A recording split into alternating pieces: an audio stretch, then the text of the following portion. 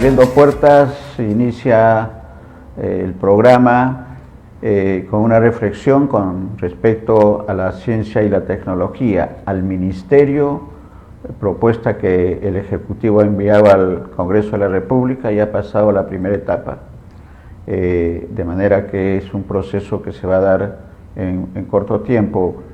Cuán importante es la ciencia y la tecnología para países como el nuestro, que tiene una variedad extraordinaria de potencialidades, no solamente en el tema minero, sino también en el tema productivo, en el tema agrícola, en el tema de las potencialidades naturales que tiene nuestro país. El enlace con Francia para conversar con el doctor Jorge Linares Gálvez, peruano, destacado, excelente profesional, físico, docente de la Universidad de Versalles en Francia. Ya hemos tenido la oportunidad de entrevistarlo antes. El mundo científico, la academia peruana, conoce de la trayectoria de nuestro invitado. Nos vamos hasta Francia, a Versalles, para conversar con el doctor Jorge Linares Gálvez, para hablar sobre este paso importante que está dando nuestro país, el Ministerio de Ciencia y Tecnología. Cuán importante es y cuáles son los pasos iniciales y cuál es la experiencia internacional, especialmente de Francia, con respecto a este tema. Le damos la bienvenida. Le damos la bienvenida nosotros en Lima y el doctor Linares en Francia. Sus palabras iniciales. Bienvenido a Abriendo Puertas de BIS Televisión, doctor Linares. Muchas gracias, Néstor. Estoy muy contento de nuevamente ser entrevistado. Estoy a pocos metros del castillo de Versalles, donde lo acabo de visitar esta mañana. Y entonces, efectivamente, vamos a tratar un tema, yo pienso que de suma importancia, que ha sido un sueño de muchos científicos durante años, ¿no? Y de ese tema voy a hablar unos 20 o 25 minutos. ¿Cuál es la experiencia antes de una exposición que tenemos las diapositivas ya, doctor? La experiencia francesa y qué tan rápido puede aplicarse en nuestro país en un escenario ya de un ministerio de la ciencia y la tecnología, doctor Linares. Sí, yo pienso, primero, hay que saber, yo pienso que para que por lo menos tengan cierta confianza en lo que voy a decir, yo quisiera decirles que he trabajado en el Consejo Nacional Universitario durante 8 años.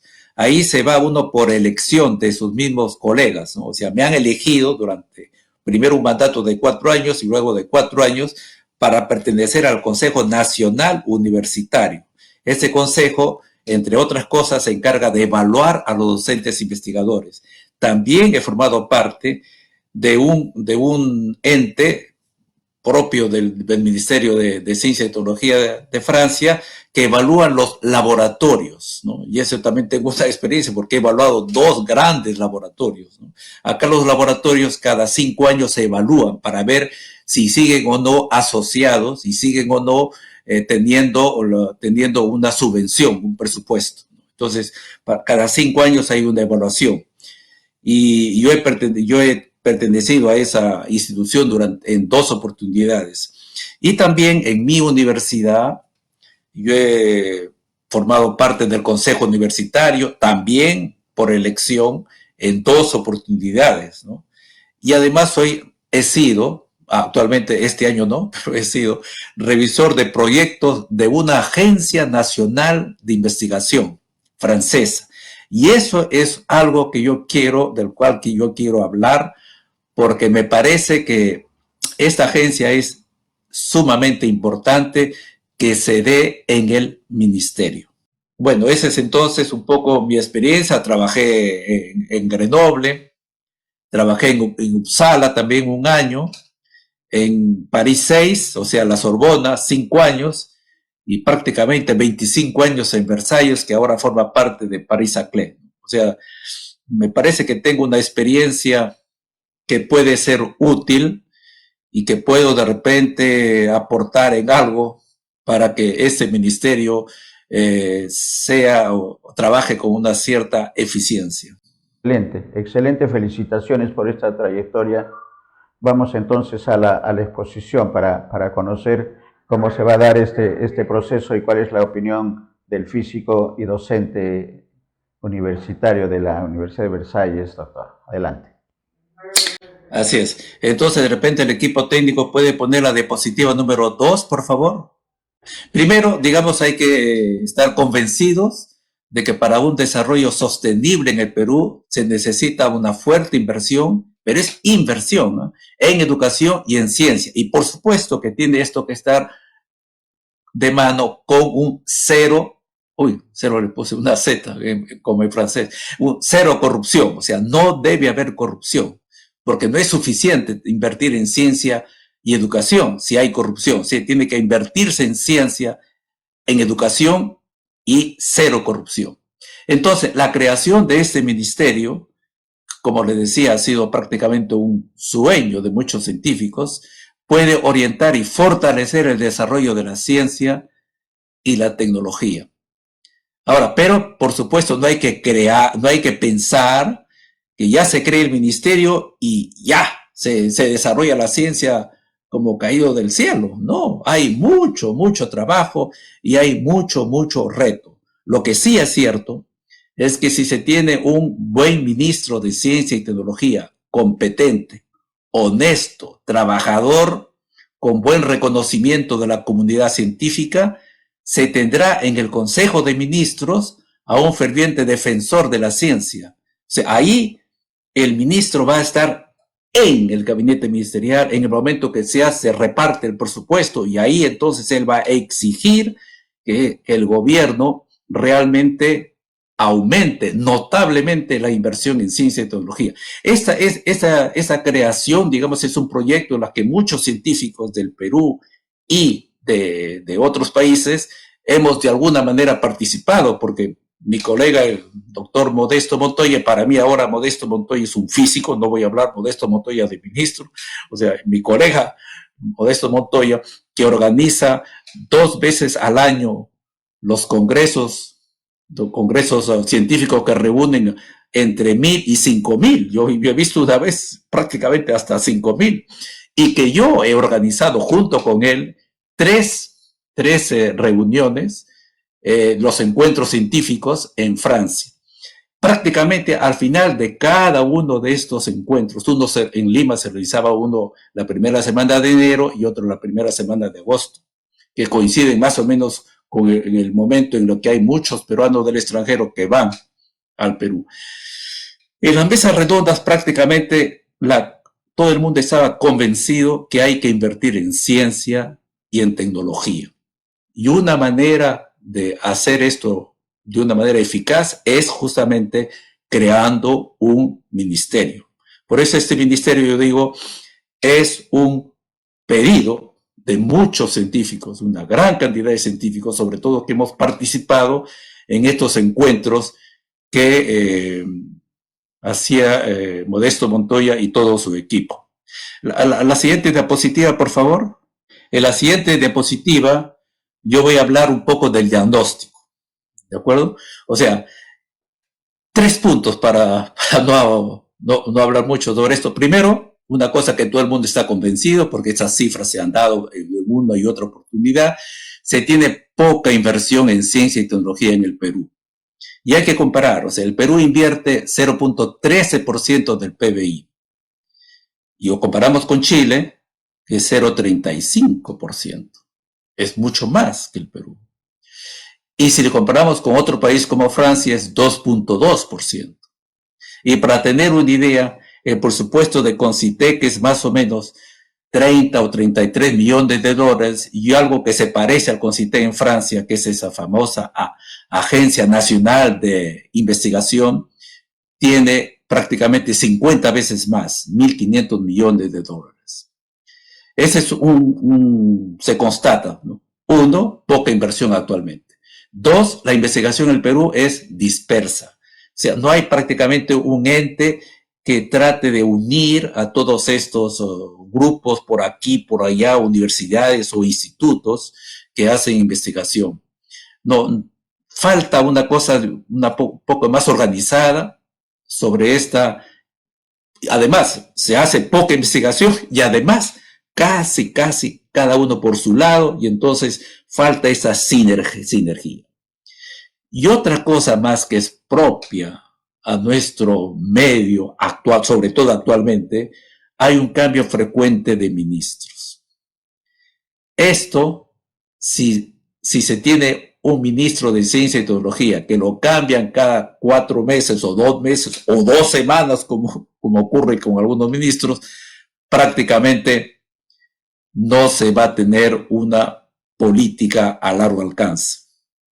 Entonces, para este punto, el ministerio pienso que debe contar con entes que no sean afectados por el cambio frecuente de ministros y viceministros, porque cuando cambia el ministro muchas veces cambia el viceministro.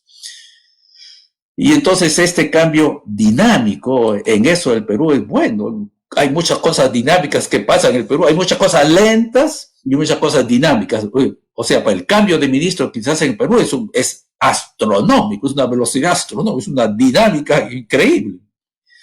Bueno, entonces, ese cambio dinámico que realmente por razones X o Y se dan, no tiene que afectar notablemente el establecimiento de programas a largo alcance. La siguiente diapositiva, por favor. Y ahí entonces yo voy a hablar lo que pasa en otros países, que a pesar de que no hay grandes cambios todo el tiempo, pero sin embargo, países como Francia y también Argentina y Chile tienen anexado en el ministerio, tienen una agencia nacional de investigación, en francés, Agence Nationale de Recherche. Y esta agencia es la que administra y canaliza los recursos de ciencia y tecnología.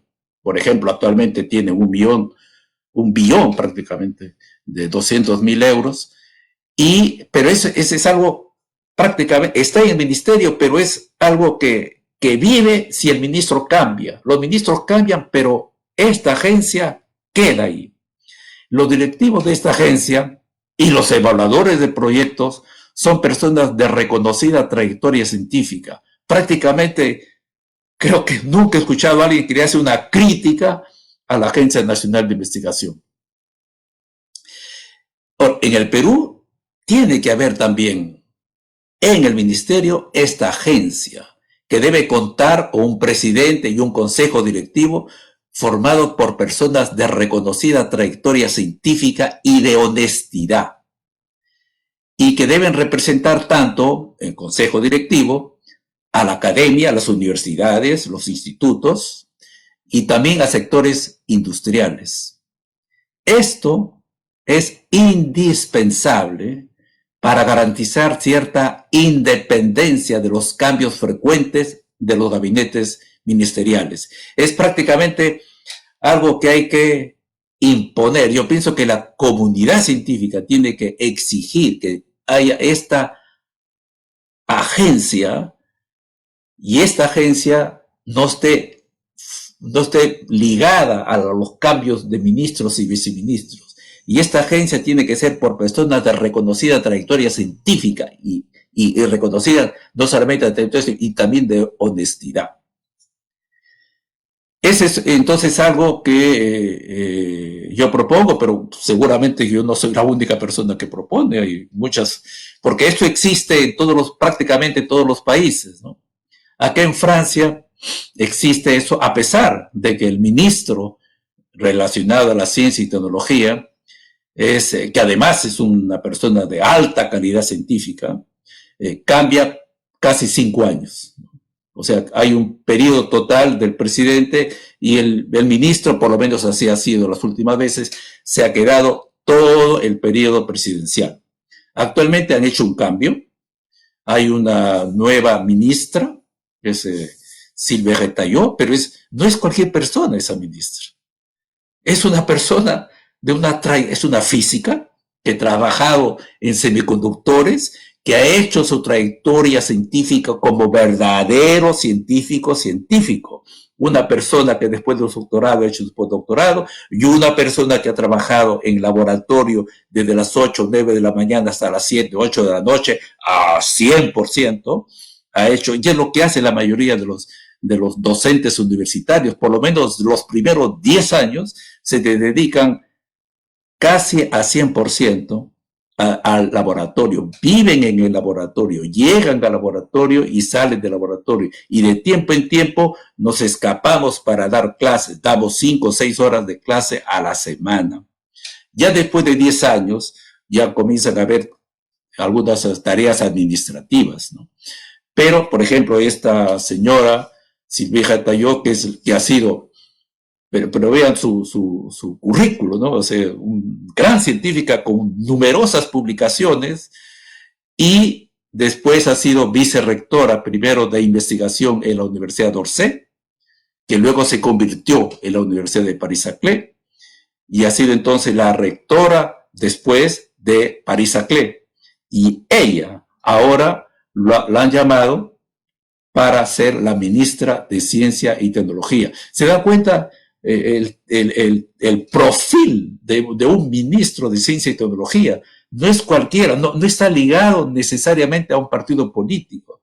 Es una persona, digamos, que viene de la sociedad y que tiene su trascendencia de honestidad, de trabajadora, de científica, y que es reconocida, ¿no? O sea, a nadie se le va a ocurrir decir que ella va a ser una mal ministra. Tiene sus competencias científicas y además, como ha sido vicerrectora y luego rectora, tiene competencias administrativas, ¿no? Eso es lo que se requiere. Bueno, entonces esto para decir, a pesar de que haya un ministro que va a quedarse unos 5 años, siempre existe la agencia.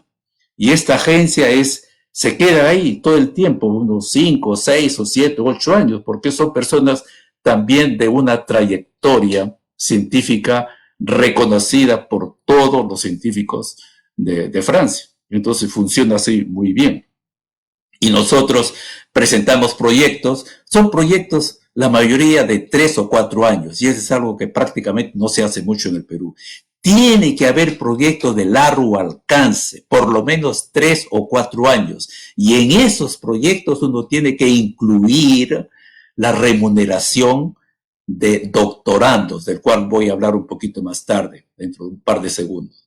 Prácticamente un proyecto que se presenta a la ANR tiene o 1 o 2 doctorandos que va uno a subvencionar, tiene postdoc por 6 meses, y después, por supuesto, todo lo que necesita para hacer un proyecto, para hacer su tema de investigación. Bueno, otro asunto también esto es para decir entonces que tiene que haber una agencia nacional de investigación. Otro tema del cual presenté en el diagnóstico es la poca conexión entre los ministerios y la poca conexión entre los institutos y la poca conexión e investigación entre las universidades. Esto hay que mejorarlo. Y yo voy a hablar ahora de un punto que para mí es fundamental. O sea, yo pienso que esto del ministerio funciona bien si hay por lo menos 3 cosas, ¿no? Si hay una fuerte subvención, tiene que haber una fuerte subvención. 2, la agencia nacional, y 3, del cual voy a hablar, los doctorandos. El ministerio tiene que tener una fuerte intervención, el Ministerio de Educación. Yo nuevamente, disculpe, pero voy a tomar el ejemplo de Francia. Aquí en Francia existe un ministerio que se llama Ministerio de Educación Superior y de Ciencia y Tecnología. O sea, se dan cuenta, existe el Ministerio de Educación. El Ministerio de Educación se ocupa esencialmente de toda la formación en primaria, secundaria y liceos y de algunos institutos tecnológicos. Pero de la universidad y sobre todo de los máster y de los programas de doctorado, no se ocupa el Ministerio de Educación, se ocupa este Ministerio de la Educación Superior y de Ciencia y Tecnología. Entonces, ¿y por qué es así? Porque en realidad los máster y los doctorandos ya forman parte del equipo de investigadores. Y porque los docentes de las universidades en realidad somos docentes investigadores, o sea, nuestra función principal, digamos, es investigar, encontrar nuevas cosas, seguir en la frontera del conocimiento, ¿no? Y nos escapamos para dar clases. Entonces, en el Perú, bueno, el Perú se ha optado por tener un Ministerio de Educación que tiene también las universidades y un Ministerio de Ciencia y Tecnología, pero tiene que haber una conexión muy fuerte, muy fuerte.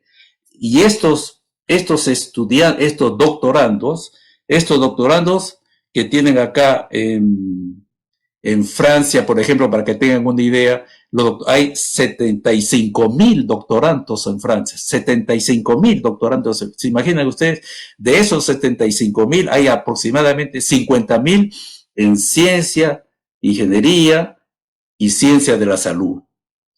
O sea, ¿se imaginan ustedes esta capacidad intelectual que trabaja a fondo desde las 8, 9 de la mañana hasta las 7, 8 de la noche, todos los días, a 100%? Eso, por eso yo le llamo, esos son los pilares de la investigación, esos son los pilares de la investigación. Y ese es algo que realmente no encuentro en el Perú, pero es un defecto principal. Una presidenta del CONCITEC anterior, Gisela Orjeda, a quien yo la saludo y la respeto, creó ese programa. Y por unas razones desconocidas, probablemente por una reducción de presupuesto, se anuló el programa de becas de doctorandos.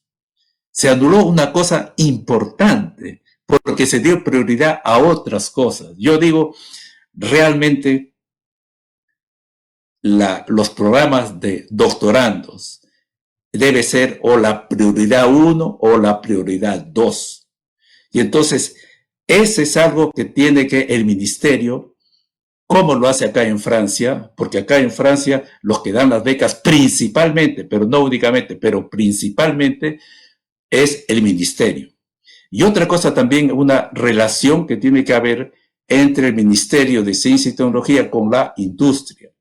Prácticamente 8% de todos los doctorandos en ciencia y tecnología son personas que tienen becas que le llamamos CIFRES, becas que el tema ha sido concoctado entre los laboratorios y la empresa. Y es el ministerio que subvenciona casi 3/4 partes de las becas, pero es un tema que interesa a la industria y que interesa al laboratorio. Y al final existen muchas personas que hacen así el doctorando, y la experiencia muestra que una buena parte de estos doctorandos que tienen esta formación, que lo hacen sobre todo en los laboratorios, con discusiones con la empresa, que hacen discusiones, el caso ideal, por lo menos un viernes de cada semana, estos doctorandos al final trabajan en la empresa, quedan a trabajar en la empresa. O sea, ese es algo también importante, es el ministerio, tiene que tener una fuerte relación con el Ministerio de Educación, sobre todo para la educación superior. El ministerio tiene que tener una fuerte relación con el sector industrial. Y entonces, entre otras cosas, tener temas en conjunto. Que haya la reciprocidad, que haya el feedback. Es decir, la universidad en algún momento muestra lo que sabe hacer y la empresa tiene que decir, me interesa que se desarrolle temas acá y acá. Y en algún momento se encuentran, ¿no? De repente hay un laboratorio que sí puede hacer ese tema y ahí hacen un financiamiento de una tesis de interés mutuo para el laboratorio y para la empresa. Bueno, el próximo diapositiva, por favor. Por favor, la diapositiva 5. En la diapositiva 5 voy a hablar de algo que ya lo pueden cuidar, de algo que tiene que ver, digamos, el Perú necesita una fuerte inversión en temas de agricultura.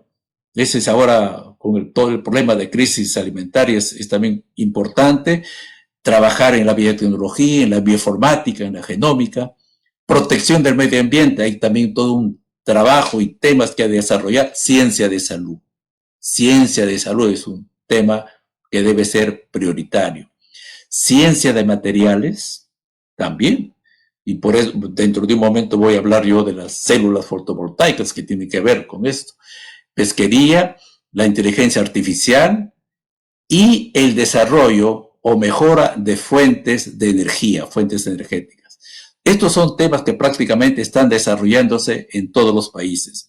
O sea, todo el mundo es consciente que la epidemia, el COVID-19 nos ha mostrado claramente la necesidad de invertir en temas de salud.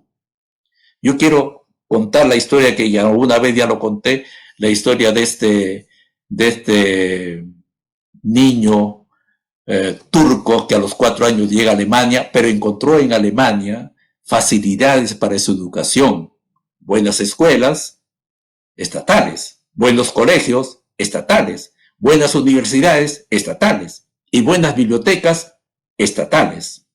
Este niño, dice, cuando tenía 11, 12 años, lo ha reconocido así la bibliotecaria, iba prácticamente cada semana y sacaba 2 libros, un libro que le hacía soñar sobre ciencia y tecnología y otro libro de una novela clásica, un gran lector. Y eso le hace desarrollar mucho más las conexiones entre las neuronas. Y este niño, ya después adulto, pudo desarrollar sus habilidades en laboratorios bien equipados de investigación y él, Ugur Sahin, es el que inventó, no encontró. O sea, a veces uno descubre cosas, no. Él inventó la vacuna llamada Pfizer-BioNTech. Y este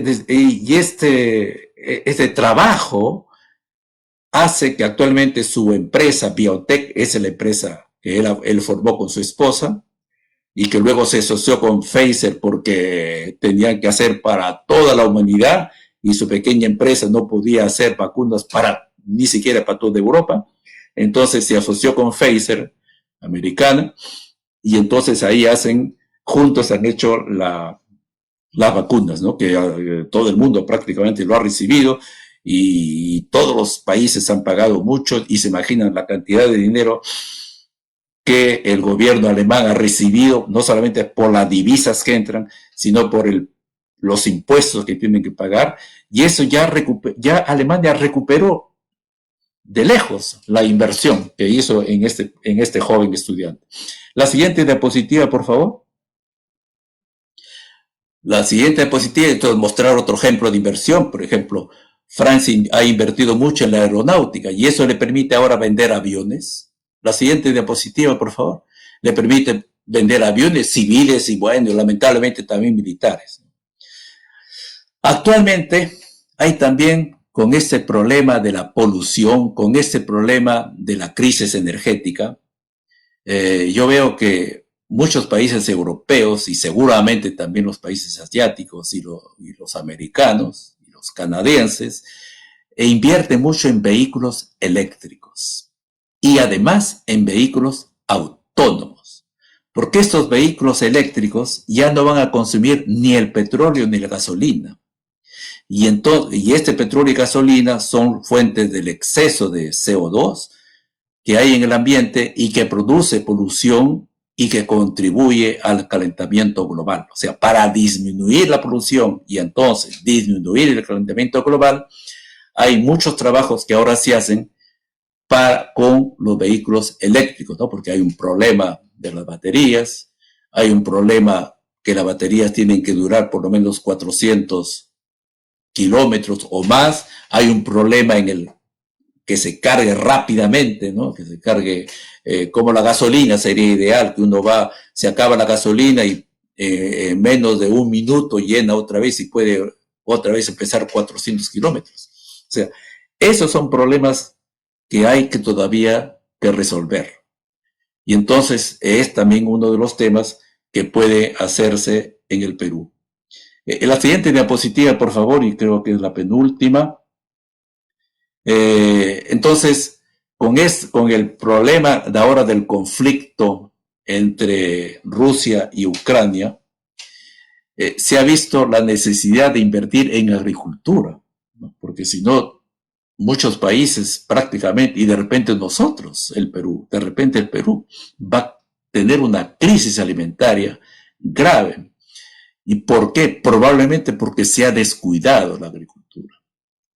Es un país enorme, es un país que se llama megadiverso, en el sentido que tiene prácticamente todo el tipo de plantas que aparecen en el mundo, y lo tienen, no todas, pero una buena parte en el Perú, y entonces si se hace una buena inversión en agricultura, el Perú no tiene que tener hambre, no tiene que tener hambre, tenemos tierras, tenemos además toda la historia de agricultura que debe aprovecharse ahora con las nuevas tecnologías. Por eso tiene que haber inversión también en agricultura, inversión en biotecnología, en bioinformática, en genómica, para poder mejorar el rendimiento de las plantas.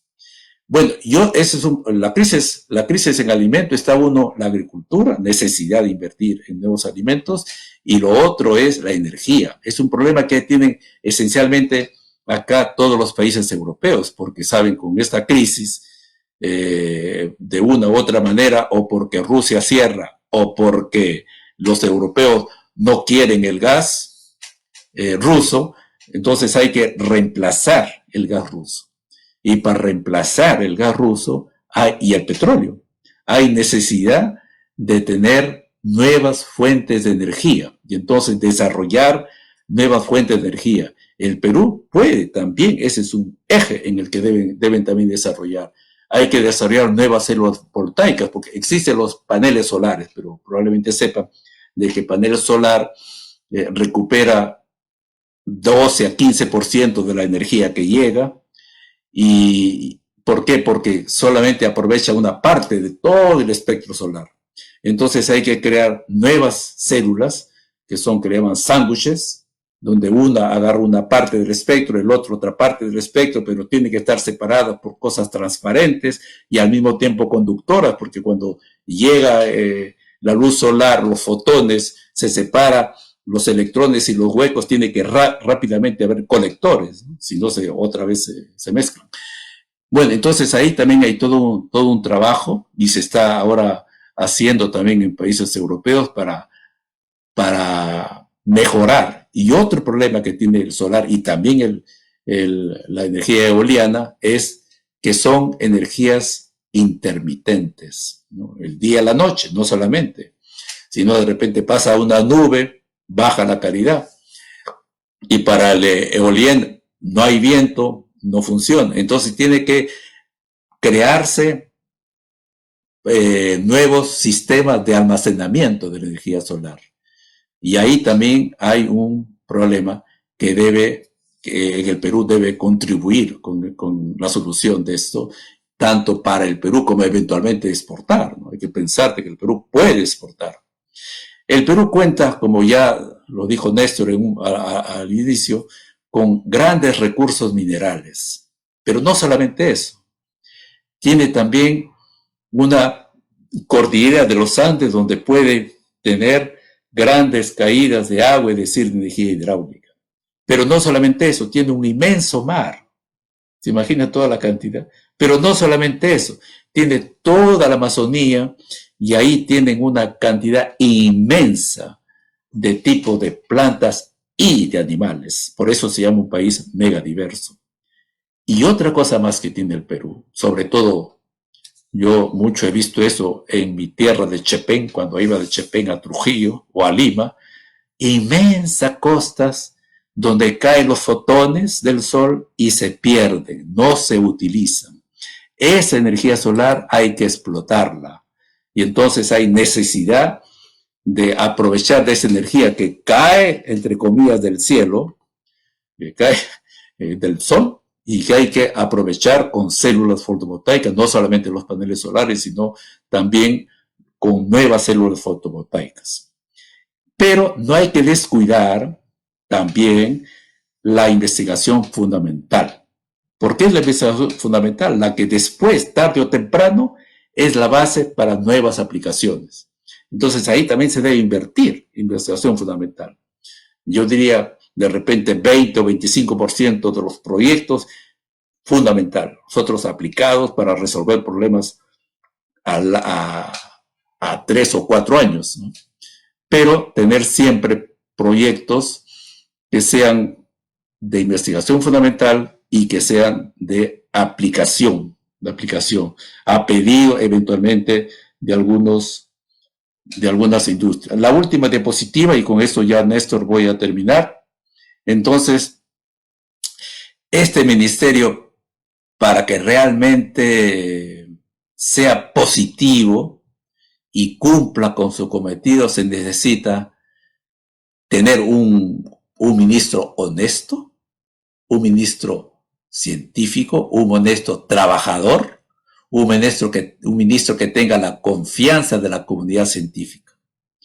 Y este ministerio tiene que tener una agencia nacional de ciencia y tecnología para que sea más o menos independiente de todos los cambios de los ministros. Otro asunto es aumentar notablemente la inversión de ciencia y tecnología. El Estado tiene que invertir y probablemente se puede pensar en lo que ya se hizo hace tiempo, de repente tener un impuesto adicional a las empresas mineras. Las empresas mineras, cada vez que el cobre sube, ellos tienen mucho más beneficios. Entonces hay que buscar, yo pienso, realmente hay que pensar si se puede restituir lo que hubo hasta el primer gobierno de Fujimori, el 2% adicional a las empresas. Y ese dinero va a contribuir a esta Agencia Nacional de Ciencia y Tecnología.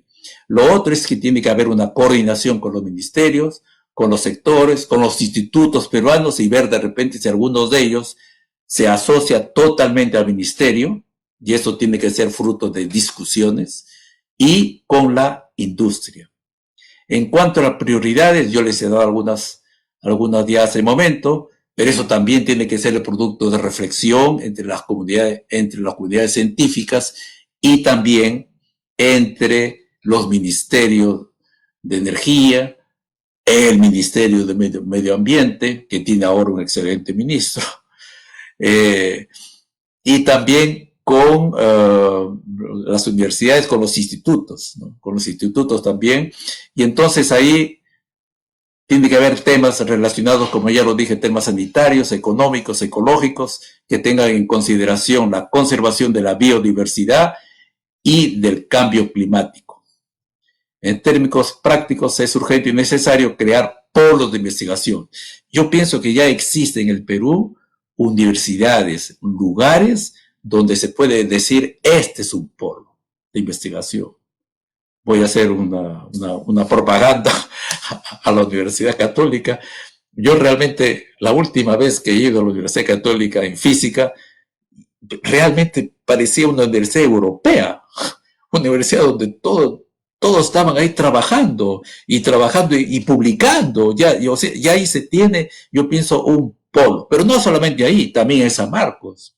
O sea, para hablar de física, y también en la UNI, ¿no? O sea, existen ya polos donde uno puede tener confianza que los doctorandos pueden ser bien formados. Yo le doy 3 ejemplos, pero hay otros. Hay también Trujillo, hay también Cusco, hay también Tacna, Arequipa también, que no he visitado, pero he visto la cantidad de publicaciones que ellos están haciendo.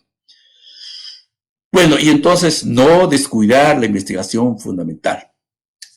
Entonces, de esa manera yo pienso que se puede decir que se tendrá un ministerio que realmente va a responder a las expectativas de los científicos peruanos, ¿no?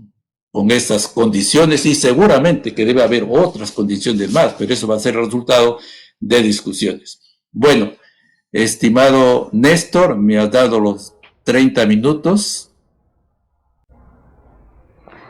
Gracias, doctor. Gracias en nombre de nuestros televidentes. Queremos agradecer a científicos que están en este momento con la sintonía nuestra, preocupados y además interesados en conocer su exposición. Excelente. Creo que nos queda conclusiones, doctor. Un ministro competente, honesto y trabajador. Importante la fuerte inversión en comparación a países vecinos y en relación a Francia, que tiene el 2.2%, y nosotros con las justas tenemos el 0.13% del PBI.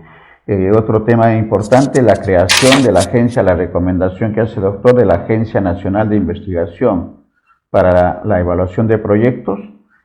También nos queda en las prioridades el tema sanitario, económico y ecológico con toda la variedad, y la creación de polos de investigación, que ya se están dando, como bien lo señala, doctor, porque hemos tenido la oportunidad de tener contacto con la Universidad San Agustín de Arequipa. La investigación que se está desarrollando, sobre todo en temas mineros, es importante. Y recientemente el contacto que hemos tenido con una universidad de la Amazonía, la Universidad Nacional Toribio Rodríguez de Mendoza, que están cumpliendo un trabajo extraordinario en poco tiempo. Sí. En poco tiempo, y eso en virtud a las pasantías y a estas alianzas estratégicas como universidades como la Universidad de Versalles, que usted está representando en este momento, y lo que significa Francia, por ejemplo, en el tema de los vehículos eléctricos, que es sumamente importante en lo que significa desarrollo para los países. ¿Qué conclusiones podemos señalar? Ya están dadas, doctor, las recomendaciones también. Quizás quedar en agenda, ver cómo se va a desarrollar el tema en el Congreso de la República, y la creación y el funcionamiento no político, sino científico del ministerio, que cumple realmente los objetivos en poco tiempo y que beneficie a toda la población, que creo que esas son las intenciones. ¿Qué comentarios finales podemos tener de parte suya, doctor? Un comentario final. Yo pienso que en el Perú existe muchas personas que conocen muy bien todo el aspecto de ciencia y tecnología en el Perú. Y en especial yo pienso a Benjamín Martí Corena, pienso a Javier Verástegui, que ha trabajado mucho con Benjamín Martí Corena, pienso también en la doctora Fabiola Velarde, en la doctora Gisela Orjeda. O sea, son personas que tienen que ser escuchadas para que realmente este proyecto del ministerio sea un éxito. O sea, escuchar a la comunidad científica, a los institutos, escuchar a las universidades y también a las personas que de una u otra manera han jugado un rol importante en la ciencia y tecnología. Hablo del doctor Martí Corena, de Fabiola Velarde, de Gisela Orjeda, de Javier Verástegui y seguramente otras personas más, ¿no? Y entonces ellos deben estar, digamos, en este movimiento de cómo mejorar, de cómo garantizar, y por supuesto, o sea, hay una persona que también, por supuesto, que está al origen de esto, que es Modesto Montoya. Yo supongo que él está tácitamente dentro de eso, es el inventor, entre comillas, del ministerio, entonces él tiene que estar también de cabeza, como dice. Bueno, muchas gracias, Néstor. Digamos, la primera piedra de lo que va a significar para nosotros como responsabilidad social del medio de comunicación, la primera piedra, porque ya está en agenda el doctor Benjamín Martí Corena, que lo conocemos una buena cantidad de años y que está cumpliendo una función importante en Concitec. Y a propósito de Concitec, del 20 al 23, ya han programado lo que tienen anualmente, la Semana de la Innovación, que va a ser semipresencial y que va a ser sumamente importante para saber, para medir el pulso, doctor, ¿no es cierto?, de cómo se está trabajando en el tema de la innovación. El doctor Verástegui también lo tenemos en agenda. Hemos entrevistado la semana anterior para hablar sobre el tema de la investigación en el tema de la ecología con la doctora Rosa Sánchez, también una excelente profesional. Perfecto, excelente. Con la Universidad Toribio Rodríguez de Mendoza, que tenemos un acercamiento y un cariño especial, porque es un polo de evolución donde no solamente los profesores, que son los orientadores, sino los jóvenes están teniendo una participación importante, de manera que hay una corriente positiva para este tema, y usted, como hemos señalado, doctor, ha puesto la primera piedra de lo que se va a dar en algún momento. Esperemos tener a usted, tener al doctor Verástegui, tener se me ha ido el nombre del doctor de la Universidad Toribio Rodríguez de Mendoza, para poder conversar, el doctor Benjamín Martí Corena, hacer una mesa redonda cuando ya tengamos, digamos, oficializada la creación y el funcionamiento del Ministerio de la Ciencia y Tecnología que tanto necesitan los peruanos, sobre todo los peruanos más pobres. Gracias, doctor. Gracias en nombre de nuestros televidentes y el agradecimiento a quienes están comentando en este momento. El doctor Verástegui ha hecho un comentario, a la doctora Sánchez también, y entendemos que el doctor Marticoren está también en la atención. Lo vamos a entrevistar en los próximos días. Gracias, doctor. Un abrazo hasta Francia. Muchas gracias. Y estamos en comunicación permanente por esta preocupación por los peruanos más pobres de nuestro país.